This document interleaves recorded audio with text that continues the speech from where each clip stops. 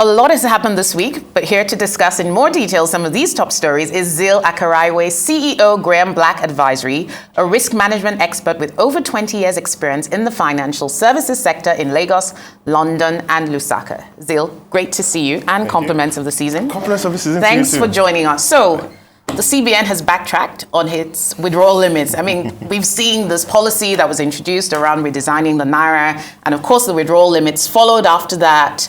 Buckled under the pressure, listening to public opinion on this. What are your thoughts? The financial sector is heavily driven by confidence. Right. And when the financial sector loses confidence, that's when you have all the issues we have with whether it be foreign exchange, interest rate, commodities. It's a sector that's heavily founded on confidence. I'm not a fan of being too rigid. I'm also not a fan of bringing out policy and backtracking very quickly by such a massive margin. It kind of sends the message that you didn't think it through. You know, so you didn't come out with 100 and move it to 120 and say, okay, we made a marginal difference. It's moved to 500. You've moved it 5 times. Yeah. It kind of sounds like we didn't really think about it. We just acted and oops, we made a mistake. But even having said that, does it actually still go far enough in restoring confidence, you know, to your first point? No, it does not. So what would actually restore confidence around monetary policy? It's like trust. You know, someone does something that breaches, that betrays you, even if the person reverses it, it does not restore the trust. You've lost it. I don't think they've thought this thing through properly. And I think, like a couple of other things, we're putting the cart before the horse. We have, according to StatisCense and World Bank, we have over 60 million Nigerians that are unbanked, aged 15 and above. That's the entire population of Togo, Benin Republic, Ghana, and I think Sierra Leone. That's a whole lot of people. So bringing in any stringent cash restrictions when you've not solved that issue is putting the cart before the horse. So essentially, the cashless policy still has to find a way to drive financial inclusion. Yes, especially for the because of those on the margins. I'm sure we'll see more of this story in the coming weeks and months. But to the US now, cryptocurrency poster child, Sam Bankman-Fried, is still in the news. Now his 2 closest associates have actually admitted to fraud. I mean, this has huge implications for the crypto market, doesn't it? It does. It has, in my opinion, it has huge positive implications because the crypto market doesn't like the word regulation. They seem to think that regulation is not necessary or is not possible one way or the other. But removing the word regulation, and I think this brings out a very salient point. If you're handling, it's $1 trillion industry almost. It got to $2.5 trillion at the peak. If you're handling $1 trillion of people's money, people have to have confidence and trust that you will do things in a specific way.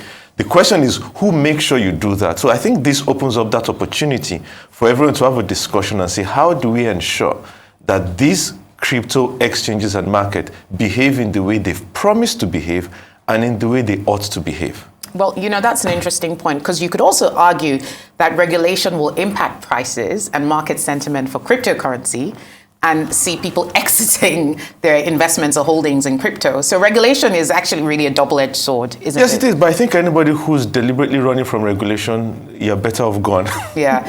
Interesting. So, I mean, we have other big exchanges. FTX was not the only one. Binance and a few others, Coinbase, etc. Yes. What is the future of crypto exchanges, do you think, specifically? Well, if you think about the fact that in the last couple of months, we've had a lot of negative news and negative events in the crypto market, and there hasn't been as bad a crash as people anticipated.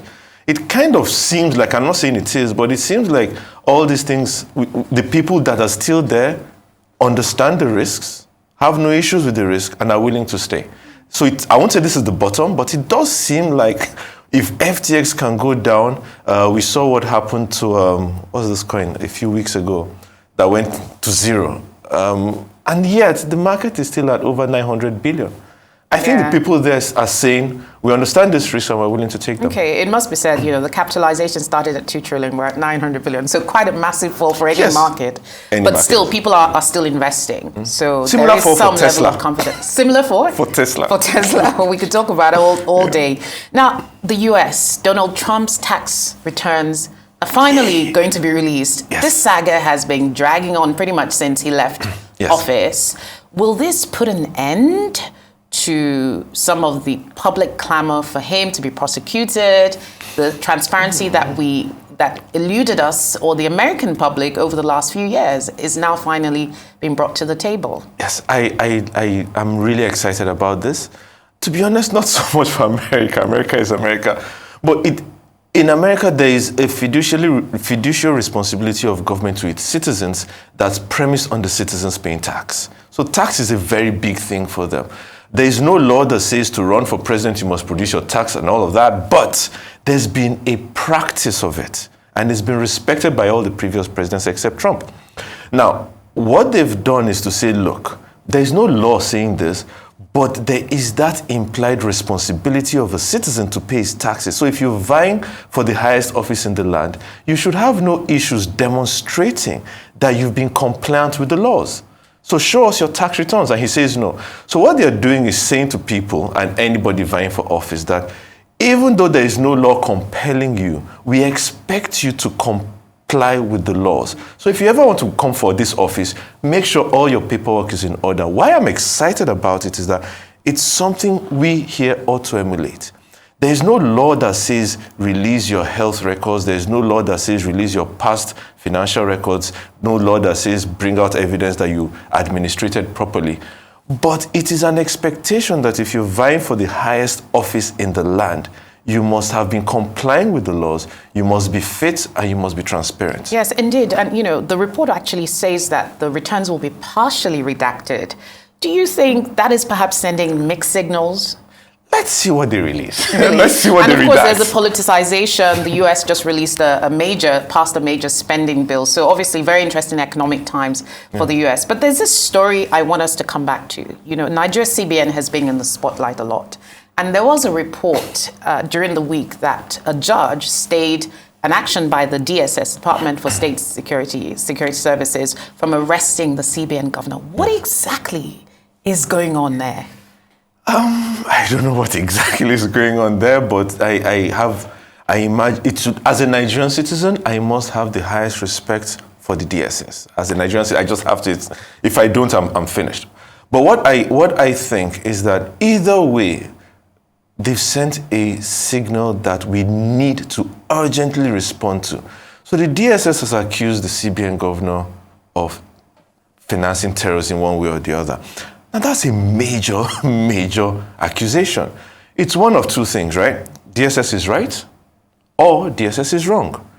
Assuming DSS is right, then it's a major national security issue to have a sitting central bank governor involved in any way, shape, size, or form in terrorism. Therefore, he must be removed immediately. Assuming DSS is wrong, they've sent a global signal that there's a possibility that our entire financial sector is being run by someone they suspect to be tied to terrorism.